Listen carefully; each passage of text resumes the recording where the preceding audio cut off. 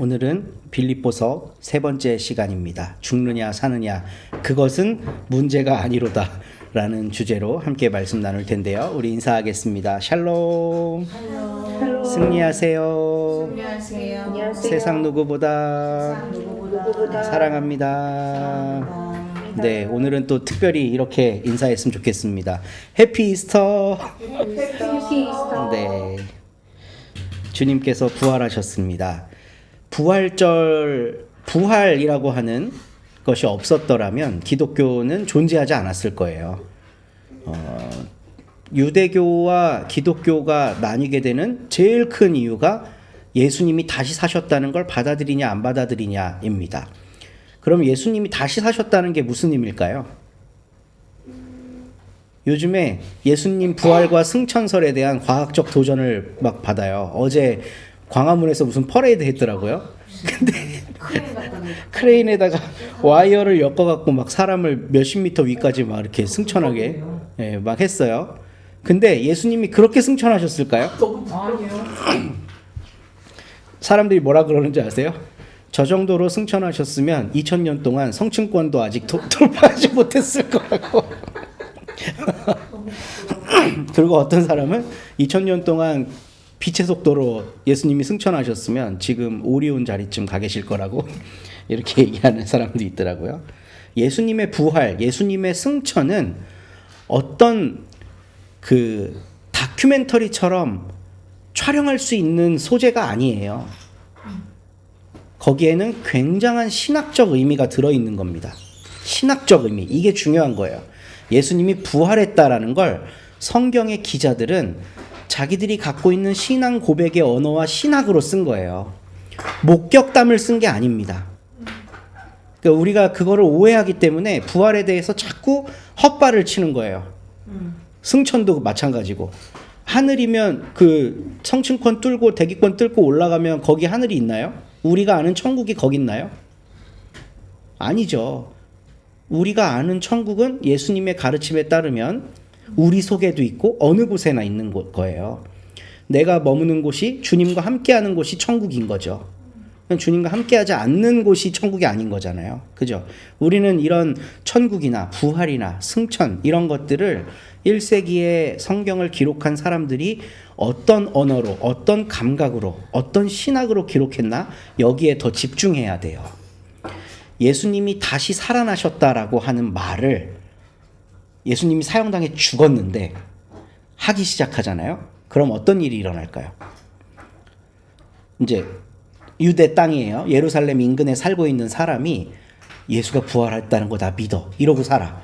그러면서 증인이 돼갖고 예수님 부활하셨다고 막 소문을 내고 다녀요. 그럼 이 사람 어떻게 될까요? 역적되는 거예요. 반역이에요. 반역. 왜? 왜 반역일까? 이 진짜 중요한 겁니다. 우리가 부활을 오해하지 않을 수 있는 포인트가 여기 있는 건데 왜 예수님이 부활했다고 말하면 그게 역적이 되는 걸까? 또 법적으로 처단을 한 상황이어서. 사내들인이 예수가 죄 있다 그랬잖아요. 그래서 사형 판결 내렸잖아요. 그리고 빌라도의 법정, 이거는 로마의 법정이죠. 로마의 법정이 반역자들에게 하는 십자가 형벌을 내렸잖아요. 근데 예수 죽은 거 무효래 이러면 그 법정이 틀렸다고 말하는 거예요. 사내들인 법정과 로마의 법정이 틀렸다고 말하는 게 부활했다는 거예요. 그러니까 예수님의 부활을 고백하는 사람은 그것만 갖고 하는 건 아니에요. 신앙적인 동기가 훨씬 커요. 내가 그 예수님과 함께 살겠다, 그분과 함께 부활하겠다라고 하는 신앙적 동기를 가지고 그런 고백을 하고 그런 증언을 하고 산다고 해도 그가 사는 사회에서는 그 고백을 역적으로 본다는 거예요. 그럼에도 불구하고 부활을 증언하죠. 사람들이. 아주 재밌는 거는 복음서에 보면 최초의 부활을 목격한 사람이 여자죠. 막달라 마리아란 말이에요. 이 막달라 마리아가 증인으로서의 자격이 있는 사람이었을까요? 없는 사람이었을까요? 그러니까 증거를 하려면 제가 봤습니다. 이렇게 해야 되잖아요. 근데 1세기에 지중해 연안 혹은 이제 유대 사회에서는 여성과 노예는 증인이 될 수 없었어요. 자격이 안 돼요. 법정에서 증인으로 채택되지를 않아요. 그러니까 복음서의 저자는 그런 존재를 부활 목격의 제일 앞줄에 세우죠. 이거는 법적으로 예수님의 부활을 증거하겠다는 뜻이 아니에요. 그 예수님의 부활이 가장 소외된 사람의 입을 통해 증거됨으로써 예수님이 이 땅에서 사셨던 의미가 뭔지 다시 돌아보게 하는 신학적 언어인 거죠. 부활을 헤롯이 선포하거나 유대 왕이 선포하거나 제사장이 선포하거나 이래야 이게 막강한 거 아니에요. 그래야 그게 효력이 생기잖아요. 근데 복음서 기자들은 그런 방식으로 예수님의 부활을 전달하지 않았어요. 떠돌이들, 아무런 힘이 없는 사람들, 못 배운 사람들, 여성, 때로는 노예, 이런 존재들이 예수가 다시 살아나셨다고 말하게 했습니다.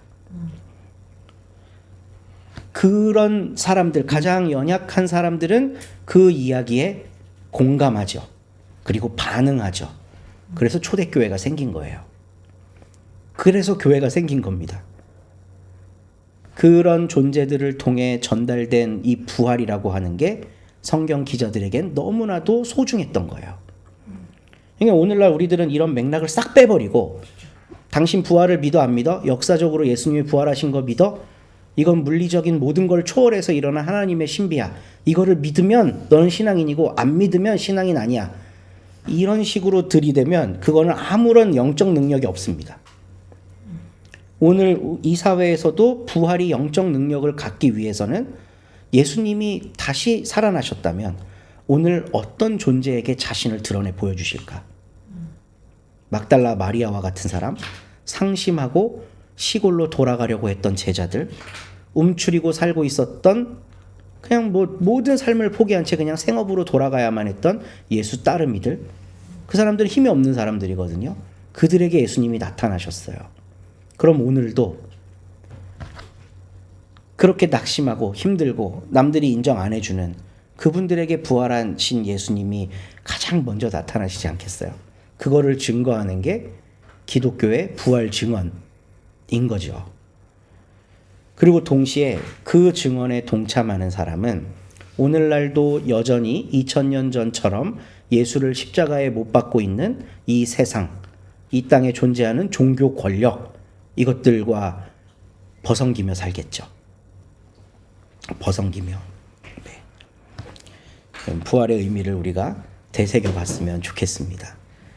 역사적 사실로 믿냐 안 믿냐 이런 유치한 걸 가지고 그 사람이 뭐 자유주의 신학자네 어쩌네 이런 얘기를 할 때가 아니에요. 지금 우리가 이 부활에 대해 얼마나 진지하게 정말 복음서가 증거하고 있는 그 부활에 진지하게 반응하고 있는지 이것부터 물어야 될 때입니다. 왜 여인을 통해 예수님이 가장 먼저 부활을 나타내셨을까? 왜 도망간 제자들에게 나타났을까? 마가복음 마지막을 보면 나타났는데도 제자들이 제대로 안 믿거든요. 그러니까 예수님 꾸지람을 해요. 꾸짖어요. 꾸짖었다는 거는 잘못했다는 거죠, 제자들이. 근데 그 잘못한 제자들을 예수님이 버리지 않으세요. 버리지 않고 너희가 나가서 증거해라 라고 증인으로서의 사명을 부여해 주십니다. 그 사명을 딱 부여받은 순간 제자들은 막 영적 능력을 발휘하면서 훌륭한 믿음의 소유자가 됐을까? 이 사람들은 여전히 불안하고 여전히 힘들고 여전히 한 걸음 한 걸음 내딛는 게 어려운 사람들이었을 거예요. 그럼에도 불구하고 예수님은 그런 사람들을 통해서 당신의 다시 사심을 전파하게 하셨다는 거죠. 그래서 오늘날에도 부활은 계속되고 있고 우리들의 신앙 고백과 우리의 관점과 세상과 종교를 바라보는 내 시각을 통해 부활하신 주님이 증거되고 있습니다. 말씀 속으로 좀 들어가 볼게요. 오늘 이 그림은 1633년도에 렘브란트가 그린 폭풍 속의 예수라는 그림입니다. 우리 이 그림 한 2, 3년 전쯤에 한번 본 적이 있어요. 저희 출판사에서 나온 책의 표지로도 들어간 거고, 이제 호수를 지나가고 있는 예수님과 제자들이 풍랑을 만난 장면이에요. 성경을 보면 예수님은 잠자고 있다 그러고 제자들은 뭐 난리가 난 거죠. 이 어떻게 이 폭풍을 뚫고 가야 되나. 근데 이 그림을 보면서 제일 처음에 어색했던 거 하나, 하나님의 자비와 은총의 빛이 누구를 비추고 있느냐. 렘브란트는 빛의 화가고 빛이 비치는 곳이 하나님의 은총과 자비가 임하는 곳이라 그랬잖아요. 근데 그림이 작아서 잘 안 보이실지 모르겠지만 스마트폰으로 보시는 분은 이렇게 확대하면 보입니다. 요 오른쪽 구석에 예수님이 있어요. 여기 좀 크게 확대해서 보여드릴게요. 여기 예수님이 있어요. 근데 이걸 그림을 절반으로 딱 나눠보면 오른쪽이 어둡죠. 이게 이상해요. 예수님의 존재가 있는 곳이 가장 빛나야 되는 곳 아닌가요? 아니, 우리의 신앙적 상식으로 예수님이 빛이시잖아요. 근데 렘브란트는 이상하게 예수님이 계신 이곳을 어둡게 처리해버려요. 그리고 반대로 파도와 싸우고 있는 제자들, 이쪽 왼편에 있는 사람들은 한 명도 예수님을 보고 있는 사람이 없어요. 다 파도나 돛을 보고 있어요. 자기 배. 그쵸? 고치고 있는 사람, 두려움에 떠는 사람, 막 이러고 있어요. 근데 거기는 너무나도 환한 빛이 비쳐요. 너무나도 환한 빛. 이게 저에게 이 그림을 봤을 때 첫 번째 어색한 점이었습니다. 그리고 두 번째 기괴한 점은 예수님의 제자 몇 명? 12명. 그러면 예수님 빼면 요 나머지가 12명이어야 되잖아요. 그렇죠. 13명이야. 13명. 한번 세볼까요? 하나, 둘, 셋, 넷, 다섯, 여섯, 일곱. 여기 통하는 사람 뒤에 있는 사람이 하나 더 있어요. 9, 10, 11, 12, 13. 어디? 네. 예수님이 누구예요? 여기에 2명이 있어요. 여기에. 하나, 12개인데 13명입니다. 셋, 넷, 어디 있어요? 잘 보세요. 여덟, 아홉, 열, 열하나, 여기 봐봐. 여기도 있잖아.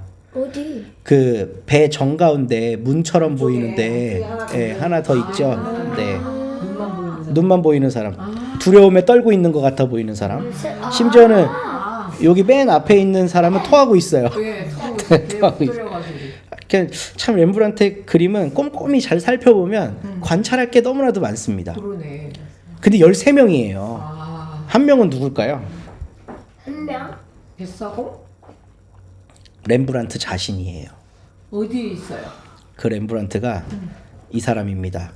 줄을 잡고 있는 사람. 파란색 옷. 맨 위에. 요 사람. 줄을 잡고 있는 거. 그 사람만 시선이 다르죠. 자기 왜냐하면 렘브란트의 그림을 보면 자화상들이 등장하는데 그 자화상에 등장하는 그림하고 똑같아요. 이 그림이. 요거는 성서 화가의 특권이죠. 그 현장 속에 자기를 넣어놓는 거예요. 이 현장 속에. 참 좋겠다 싶습니다. 이제 영적으로 성경을 읽는 여러 가지 방법들이 있지만 이미지 트레이닝을 하면서 내가 성서의 현장 속에 직접 가 있다고 느낄 때까지 계속 묵상을 하는 거예요. 오병이어를 묵상하면 내가 그 자리에 가보는 거야. 그래서 예수님이 떼어주시는 장면을 상상하면서 나도 줄 서서 떡을 받고 물고기를 받는 이런 것들을 이제 직접 자기가 그 기도하는 가운데 경험해 보는 거죠. 그런 것처럼 렘브란트는 그림을 그리면서 이 본문을 얼마나 많이 묵상해 봤겠어요. 그러면서 그 자리에 자기를 그려 넣어요. 이게 두 가지 어색한 점입니다. 근데 재밌는 건요. 모든 사람들의 시선이 파도, 배 혹은 예수님께 가 있어요. 근데 렘브란트만 누굴 보고 있을까? 정면을 보고 있어요. 우리를 보고 있죠. 이건 그림을 보는 사람을 보는 거 아니에요. 그래서 저는 이게 맞을지 틀릴지 모르지만 그냥 제 뇌피셜, 제 느낌으로만 보면 렘브란트가 저한테 질문하고 있는 것 같았어요. 이 그림을 보면서 네 시선이 머무는 곳은 어디니? 이거를 저한테 묻고 있는 것 같았어요. 제일 먼저 신앙인으로서 저는 예수님을 찾고 싶어 했죠. 그러니까 예수님이 이 오른쪽 구석탱이에 있는 게 보여요. 그러니까 예수님이 어떤 모습일까? 어떻게 생겼을까? 여기에 집중한단 말이에요. 근데 렘브란트는 의도적으로 독자들에게 왼편을 집중하도록 빛을 그려놨습니다. 왼편은 파도와 싸우고 있는 악전고투하는 제자들의 모습이에요. 여러분 힘들 때 누구를 바라봐야 되나요? 신앙인이, 기독교인이. 하나님. 하나님. 그러니까 뭐 하나님은 너무 크고 우리의 예수님을 바라보라 그러잖아요. 여러분 두려울 때 환경을 바라보지 마시고 예수님을 바라보십시오. 예수님만 바라보면 승리하는 삶을 삽니다. 무수히 많이 들었던 말이죠. 그리고 예수님을 바라보지 못하고 있는 내 삶을 성찰하면서 아이고 하나님 저는 믿음이 없습니다 하고 계속 죄책감을 갖죠. 그 어떤 사람은 정말 힘든데 예수님만 얘기하고 예수님만 바라보고 입만 열면 예수님이고 입만 열면 성령이고 은혜고 막 이래. 그러면 교회에서 그 사람 어떻게 평가할까요? 믿음 좋다고 평가하죠. 그렇죠? 믿음 좋다고 평가하지. 아무리 힘든 상황 속에서도 예수님 얘기하고 하나님 얘기하고 은혜 얘기하고 성령님 얘기해. 이러면 그분은 믿음 좋다고 평가를 받아요. 근데 저는 그런 일반적인 신앙적 상식을 지금 렘브란트가 뒤집어 엎고 있다고 생각해요. 폭풍이 막 몰아칠 때 예수님만 바라보고 앉아 있어. 그러니까 예수님이 뭐라 그랬는지 아세요? 성경 본문에 나옵니다. 예수님만 보고 어떻게 해주기를 바라고 있어 제자들이. 그러니까 예수님이 뭐라 그랬게요? 그만 뭐라 그래? 이 믿음이 적은 자들아 그랬어요. 사나운 폭풍이 몰아칠 때 종교적으로 안전한 곳에서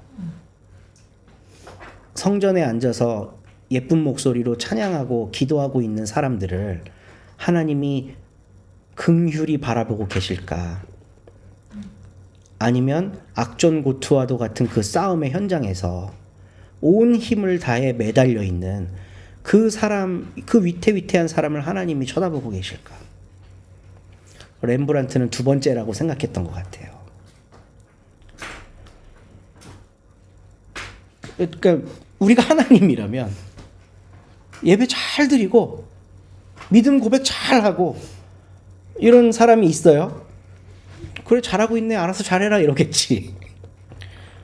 근데 늘 흔들리고 힘들고 늘 목숨이 경각에 달려있고 바들바들 떨면서 이거 어떻게 하면 안 무너질까 붙잡고 있는 그 사람을 하나님이 야 넌 믿음 없으니까 꺼져 이럴까? 그거 관심 있게 바라보신다는 거죠. 그 자리에 하나님의 은총의 빛을 비추고 싶어 하신다는 거죠. 그 렘브란트가 이렇게 두건을 쓰고 머리를 이렇게 치면서 저를 쳐다보면서 너한테는 뭐가 보이냐? 이렇게 묻고 있는 것 같아요. 너는 교회에서 오랫동안 배웠으니까 예수님만 보고 싶지? 근데 하나님은 그거 아닌 것 같은데? 지금 파도에 빠져 죽을 것 같은 그 사람 하나 보고 있는 것 같은데? 예수님의 시선을 보잖아요. 예수님의 시선이 파도 너머에 빛을 향해 있어요. 아, 빛이 이쪽으로 오고 있구나 라는 걸 예수님이 보고 계신 것 같아요. 은총의 빛이 비치는 곳은 안전한 종교 공동체 안에서 생활하고 있는 곳이 아니라 돛을 붙잡고 있는 현실의 삶이라는 겁니다. 현실의 삶. 오늘 빌립보서 세 번째 시간을 통해서 바울 우리가 계속 묵상하고 있는데 바울이 회당이나 예루살렘 성전에서 매일 기도하고 말씀 연구하고 하는 모습이 성경에 단 한 줄이라도 있을까요? 단 한 줄도 없습니다. 회당만 갔다 하면 싸워. 성전은 가지도 않아요. 성전에는. 회당만 갔다 하면 싸우고 오해받고. 이분의 삶의 구할은 길 위에 있어요. 발바닥에 땀나도록 돌아다닙니다. 뱀에도 물리고 난파도 당하고 사람들한테 돌팔매질도 당하고 쫓겨나고 감옥에도 갇히고 이렇게 살아가는 그 삶을 성경이 조명해요. 바울은 때가 되면 안식일에 거룩하게 제일 깨끗한 옷을 차려입고 예배에 힘썼더라. 바울은 늘 성전이나 회당과 더불어서 그것을 사모하며 살았고 거기에서 하나님의 은혜를 구했더라. 이런 내용 갖고 오시면 제가 형님으로 모시겠습니다. 스승님으로 모시겠습니다. 오늘 본문 말씀 한번 읽어볼 텐데요. 우리 민동주 성도님이 읽은 부분인데 조금 덧붙여서 읽어볼게요. 나는 여러분의 기도와 예수 그리스도의 영의 도우심으로 옛날 우리가 있던 성경에는 구원을 받으리라는 것을 압니다. 이렇게 적혀 있었어요. 근데 이제 내가 풀려나리라는 것을 압니다라고 새 번역에서는 좀 고쳐서 번역을 했죠. 풀려나는 게 구원인 거거든요. 감기에 걸렸는데 낫는 게 구원인 거고, 나의 간절한 기대와 희망은 내가 아무 일에도 부끄러움을 당하지 않고 온전히 담대해져서 살든지 죽든지 전과 같이 지금도 내 몸에서 그리스도께서 존귀함을 받으시라는 것입니다. 나에게는 사는 것이 그리스도시니 죽는 것도 유익합니다. 그러나 육신을 입고 살아가는 것이 나에게 보람된 일이면 내가 어느 쪽을 택해야 할지 모르겠습니다. 고대 지중해 연안에는요, 인간이 가장 경계해야 될 일을 뭐라고 생각하냐면 수치를 받는 거라고 생각해요. 수치스러운 일. 일리아드라고 하는 책에 보면 이제 트로이 목마 얘기 나오는 거, 그 전쟁의 마지막 며칠을 기록하고 있는데, 이제 그리스의 왕 아가멤논이라고 하는 사람이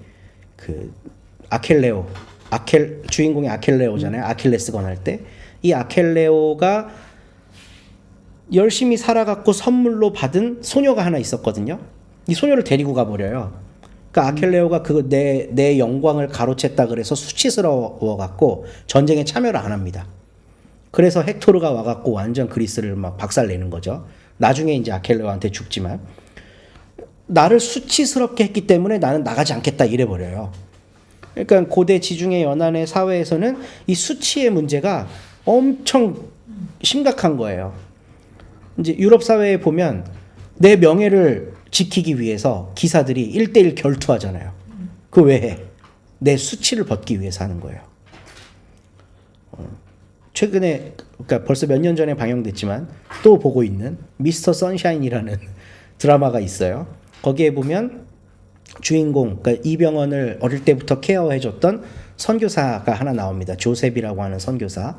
이 선교사가 조선인을 너무 사랑하는데 조선에 와서 봤더니 다른 나라한테 막 침략을 당하고 다 뺏겨가고 있잖아요. 그래서 조선을 조선답게 살 수 있게 하기 위해서 고종 황제를 몰래 만나서 밀서를 받아요. 미국에서 돈을 좀 받아갖고 조선을 지원해 줄 수 있는 그런 이제 작업을 하고 있어요. 그 사실을 눈치를 챈 친일파들이 그 조셉을 죽입니다. 그러니까 고종이 나는 그와 아무런 대화도 나눈 적 없다 하면서 발뺌을 해요. 그 선교사를 수치스럽게 한 거죠.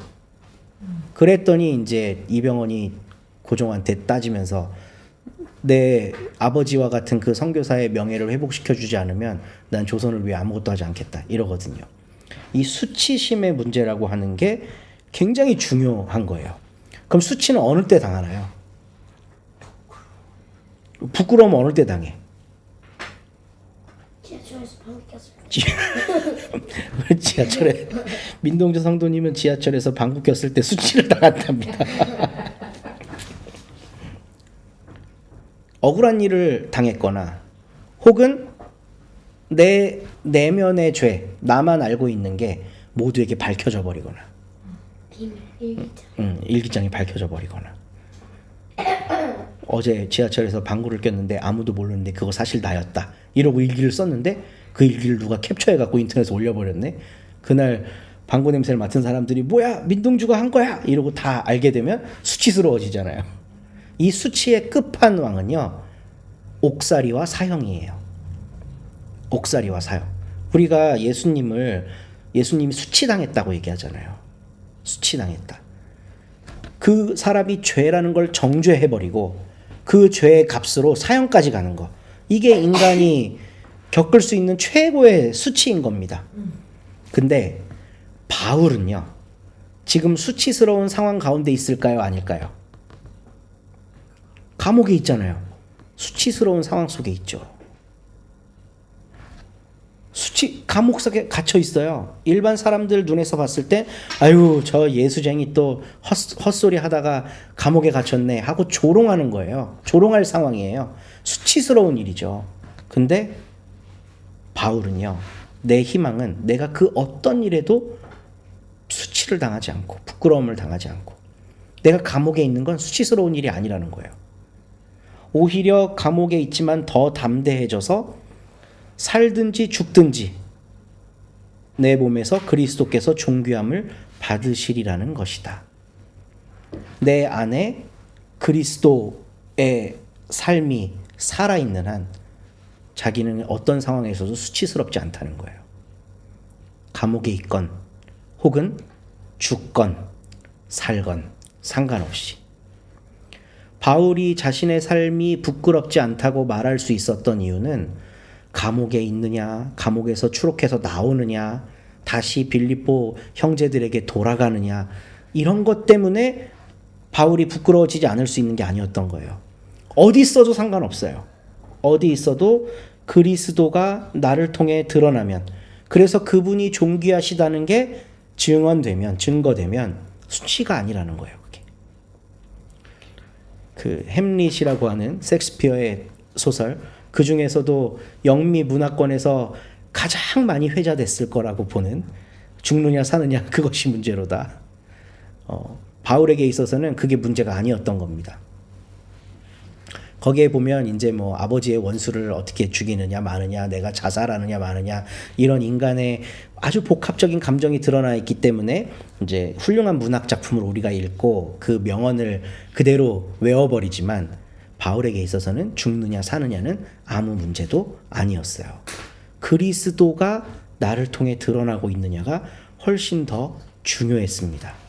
그래서 바울은 자기가 지금 편지를 쓰고 있는 빌립보의 교인들에게도 하나님께서 여러분들에게 그리스도를 위한 특권, 즉 그리스도를 믿는 것뿐만 아니라 또한 그리스도를 위하여 고난을 받는 특권도 주셨습니다 라고 이야기를 하는 거예요. 여러분은 내가 하는 것과 똑같은 투쟁을 벌이고 있습니다. 여러분은 내가 그렇게 하는 것을 보았으며 내가 그렇게 하는 것을 지금 소문으로 듣습니다. 당신들도 그렇게 하십시오 라는 얘기겠죠. 죽느냐 사느냐, 내가 감옥에 갇혀 있느냐 풀려나느냐, 사형 판결을 받느냐 아니냐, 이거 갖고만 자꾸 기도하고 생각하고 이러지 말고, 내가 고난 중에 있지만 나를 통해 그리스도가 증거돼서 여러분들에게까지 소식이 들어간 것처럼 당신들도 그리스도를 드러내는 삶을 사십시오 라고 이야기를 합니다. 그래서 바울에게 있어서 죽음과 삶은 더 이상 문제가 아니었습니다.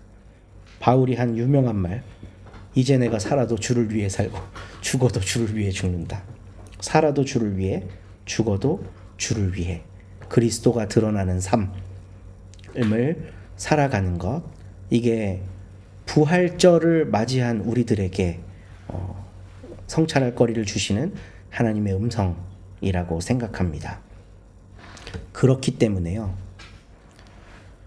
온전한 믿음을 갖고 내가 기도하면서 더 좋은 삶으로 나가고 이런 것 자체가 우리의 신앙의 목적이 되어서는 안 되는 거죠.